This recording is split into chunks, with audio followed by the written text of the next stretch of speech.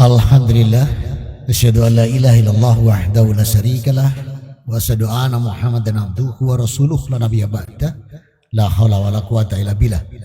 Ya ayyuhalladzina amanu ittaqullaha haqqa tuqatih wa la tamutunna illa wa antum muslimun. Ya ayyuhan nas ittaqu rabbakumul ladzi khalaqakum min nafsin wahidah wa khalaqa minha zawjaha wa ba'atha minhuma rijalan katsiran wa nisaa'a wa taqullaha alladzi tasaaluna bihi wal arham innallaha kana 'alaikum raqiba. Ya ayyuhalladzina amanu ittaqullaha wa qulu qawlan sadida yuslih lakum a'malakum wa yaghfir lakum dzunubakum wa may yuti'illah wa rasulahu faqad fasafadan adima. Amma ba'd. Yang saya hormati, yang dirahmati Allah, yang dipilih Allah, dijamin oleh Allah langkah kakinya dari tempat masing-masing sampai ke Masjid Al-Madani. Allah jamin pula duduknya. Sebagaimana Rasul bersabda, dibukukan Imam Muslim, diriwayatkan Anas bin Malik radhiyallahu an, wa kanat salatuhu wa masyuhu ilal masjid nafilat wa idza qa'ada maghfiralahu. Dan langkah kaki ke masjid dengan ibadahnya adalah rahmat di setiap langkahnya, dan duduknya Allah jamin mendapat ampunan dosa. Amin. Ini nikmat. Belum lagi nikmat lain, nikmat kesehatan, nikmat umur, nikmat rizki, nikmat ilmu, nikmat keluarga, nikmat dipertemukan bulan Ramadan, bisa sampai akhir-akhir Ramadan. Ini semua nikmat dan tidak mampu kita menghitung. Sebagaimana Allah ingatkan kita dalam surat An-Nahl di ayat yang ke-18, wa in ta'udu nikmatallahi latusuha. Dan apabila kalian hendak menghitung nikmat Allah, gak akan sanggup menghitungnya. Maka sebaik kita bersyukur. Dengan bersyukur nikmat ditambah. Sebagaimana janji Allah, wa itta'adana rabbukum la in syakartum la azidannakum. Dalam surat Ibrahim ke ayat yang ke-7, dan barang siapa mensyukuri nikmatku, aku akan tambahkan nikmat-nikmat ini bagimu. Semoga yang hadir malam hari ini dan segenap keluarganya Allah jadikan hamba-hamba yang abd dan sakura. Amin. Salam dan salawat tercurahkan pada junjungan kita Nabi Muhammad SAW. Semoga kita pun optimal di dalam meneladani beliau, terutama cara beribadah, cara menjalankan syariat, cara berakhlakul karimah, cara bermuamalah, dan cara menjaga ukhuwah. Kalau 5 hal ini kita bisa seperti beliau, nikmat Allah tambahkan lagi, yakni hidup kita dicintai Allah, dosa-dosa dan kesalahan kita diampuni. Dan ini Allah letakkan di Ali Imran 31. Fatabi'uni yuhibbukumullah wa yaghfir lakum dzunubakum. Maka Rasul diperintahkan untuk mengatakan, ikuti aku. Siapa mencontoh beliau, Allah akan mencintainya. Wa yaghfir lakum dzunubakum, dan Allah akan mengampuni dosa dan kesalahannya. Semoga yang hadir malam hari ini dan segenap keluarganya Allah jadikan optimal di dalam meneladani Rasul Muhammad SAW, sehingga tercapai derajat hamba yang muttaqin, husnul khotimah, dan ahlul jannah. Amin. Selesai mukadimahnya, biar gak lama-lama, karena saya cuma dikasih waktu maksimum 15 menit. Ini ada di sini, tidak bisa dilepas. Kalau bisa dilepas saya tunjukkan. Baik, ini di hari-hari terakhir Ramadan ini, perjuangan dengan gigih dan usaha yang luar biasa telah terjadi. Orang mencari tiket kereta api, perjuangan gigih orang mencari tiket pesawat, tiket kapal api, bus, bahkan kalau perlu yang gratis, yang dari Pemprov. Banyak ini sekarang lagi gigih semua nih, pada bingung. Padahal Rasul Muhammad SAW di hari-hari akhir Ramadan itu getolnya dengan Al-Quran bersama malaikat Jibril alaihissalam. Tapi kalau kita getol cari tiket pesawat, tiket kereta, tiket kapal api, ya bus. Syukur-syukur cari yang gratis, yang dari yang mudik bareng gratis tuh ya. Pada bingung semua nih. Rasul Muhammad SAW di 10 hari terakhir tuh bingung dengan Quran. Kenapa? Nih pentingnya kita interaksi dengan Quran. Ada 4 hal. Kalau 4 hal ini 3 menitan pas 12 menit. Karena mukadimahnya tadi 3 menit. Jadi pas 15 menit ini ya. Nah, yang pertama, kenapa kita harus baca atau interaksi dengan Quran? Dalam surat 96 ayat 1 diperintah kita ini, Iqra bismi rabbikal ladzi khalaq, khalaqal insana min alaq, Iqra wa rabbukal akram, Alladzi alamal bil qalam, alamal insana malam ya'lam, yang artinya bacalah dengan menyebut nama Tuhan yang menciptakan. Dia telah menciptakan manusia dari segumpal darah, bacalah, dan Tuhanmu Maha Pemurah yang mengajar manusia dengan kolam. Jadi Quran ini memberikan pelajaran buat kita ini. Itu dari Allah langsung. Kemudian tujuannya apa? Alamal insana malam ya'lam, agar manusia yang tidak tahu menjadi tahu. Nah ini Pak, kita tuh justru disuruh berinteraksi dengan Quran, malah suruh baca. Ya, beda dengan agama saya dulu sebelum saya masuk Islam. Kalau di agama saya dulu kitabnya gini bunyinya, wahai anak domba, ikuti gembalamu, gitu. Makanya cuma mbak-mbak tak umatir. Tapi jangan lupa saya dulu bukan mbeknya, saya gembalanya dulu. Ya, makanya tak tinggal minggat agama itu. Sehingga banyak umat yang nggak tahu kebenaran yang terjadi. Nah, jadi alasan yang pertama, kenapa kita harus interaksi Quran?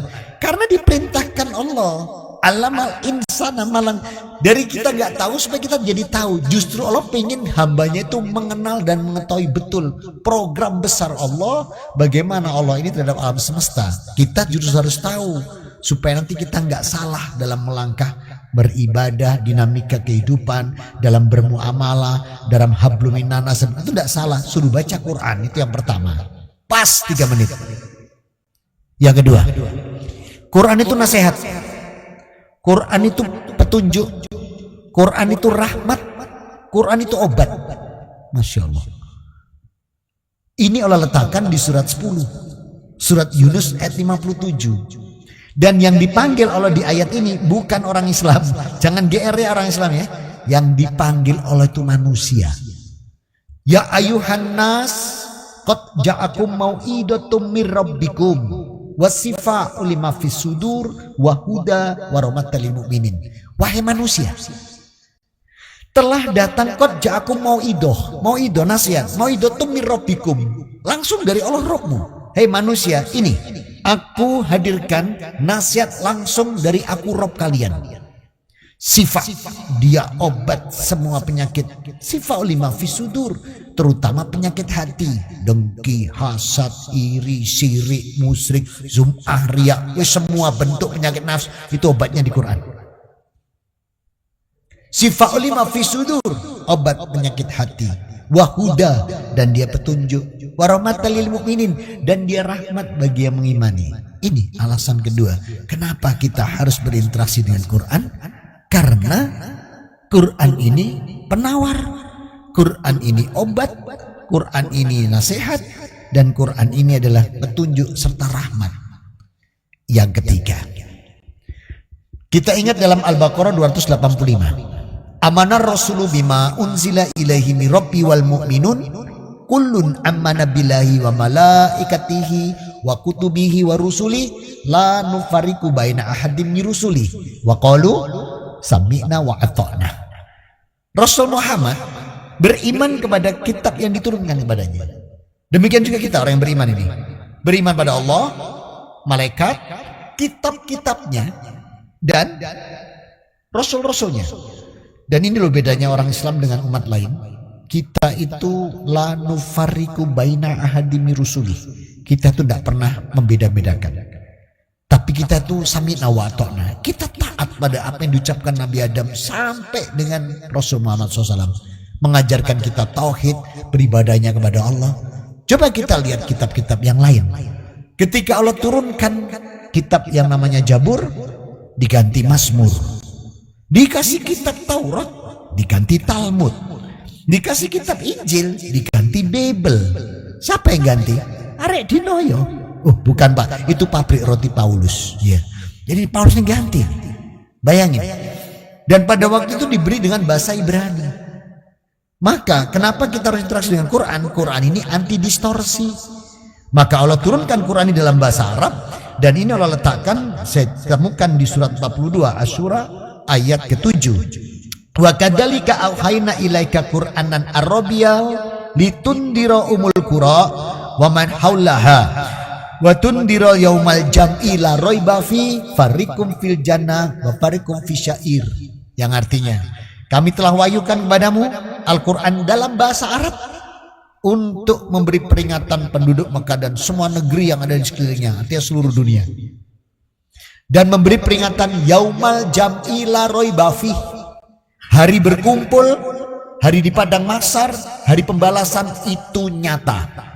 La raiba fih. Apa kata la raiba fih? Tidak diragukan.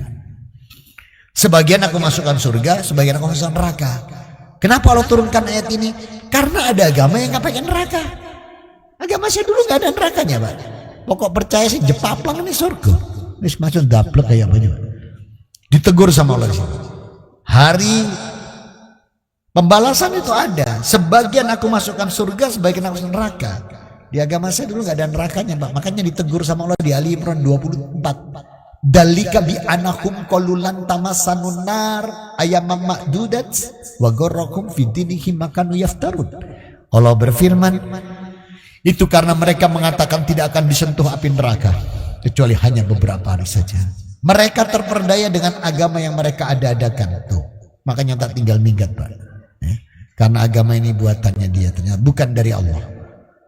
Dan surga neraka itu ada. Malah ada agama yang lebih lucu lagi, nggak pakai surga, nggak pakai neraka. Jadi nanti kalau dia mati bisa balik lagi, mungkin jadi tumbuhan, mungkin jadi binatang, mungkin jadi orang. Kalau jadi binatang dia minta jadi harimau atau singa. Nggak mau jadi tikus, dikepui arek Pakuwon City nanti. Jadi namanya reinkarnasi. Ini semua dikritik semua sama Allah dalam kitab Al-Quran yang diturunkan dalam bahasa Arab. Kemudian saya temukan lagi di surat Az-Zukhruf ayat surat 43:3. Inna ja'alnahu Qur'anan Arabiyyan la'akum ta'qilun. Dan aku turunkan Quran ini khusus memang dalam bahasa Arab supaya kamu lebih paham. Kenapa? Karena bahasa Arab itu ada 408 kata yang tidak ada di negeri manapun. Makanya nggak bisa diotak-atik, tapi harus diuraikan. Lagi saya temukan lagi di surat 46 Al-Aqaf ayat 12. Wa min qabli kitabu Musa imama wa rahmah wa hadza kitabu musaddiqal lisanan Arabiyya litundira ladina dolamu wa busra lil muhsinin. Sebelum Quran sudah ada kitab Musa sebelumnya sebagai pedoman. Dan Quran ini kami turunkan dalam bahasa Arab untuk meluruskannya kembali, membenarkan kembali. Lihat saja proses penyembelihan Nabi Ismail diganti Ishak. Tapi ada ibroh yang luar biasa di sini. Apa ibrohnya? Bahwa Allah katakan dalam Al-Baqarah 286, la yukallifu nafsan illa wus'aha. Gak akan ada ujian itu melebihi batas kemampuan. Makanya kenapa yang disuruh menyembelih anaknya itu Nabi Ibrahim, bukan Nabi Musa, bukan Nabi Isa, bukan Nabi Muhammad, tapi Nabi Ibrahim. Karena Allah tahu mampu. Dan kenapa bukan Ishak tapi Ismail? Karena mampu. Ismail sabar. Itu coba kalau kita lihat dalam surat As-Saffat surat 37 ayat 102. Waktu pedangnya disiapkan ke anaknya Fatan Rumadatara, dia tanya ke anaknya Nabi Ibrahim, kamu harus sembelih, gimana pendapatmu? Apa jawab anaknya? Luar biasa lah. Ya abatif'al matukmar satajiduni insyaallah minas sabirin. Lakukan bapakku. Semoga bapak menemui aku sebagai hamba Allah yang sabar. Tuh. Coba kalau perintah ini dikasihkan arek-arek Pakuwon City. Belen anakmu, ngomong, nak kamu harus dibeleh. Gimana pendapatmu? Anak yang jawab, ya apa nek bapak yang tak beleh, Pak? Bapak wis tua, aku jadi 6 ya, Pak. Masih ada fit and property test ini, nggak mampu kita. Maka ada ibroh yang luar biasa. Maka Allah luruskan semua ini. Peristiwa yang diselewengkan di kitab Taurat, Allah luruskan di dalam Quran. Termasuk juga proses penyalipan Nabi Isa diluruskan lagi di An-Nisa. Diluruskan lagi bahwa dia bukan yang disalibkan. Ini semua ini pentingnya baca Quran. Pas kurang 3 menit. Yang keempat, lepas kan? 1, 2, 3. Yang keempat 3 menit pas 15. Apa yang ketiga? Rasul bersabda. Saya ambil dari Riwayat Bukhari Muslim dari Ibnu Abbas radhiyallahu anhu.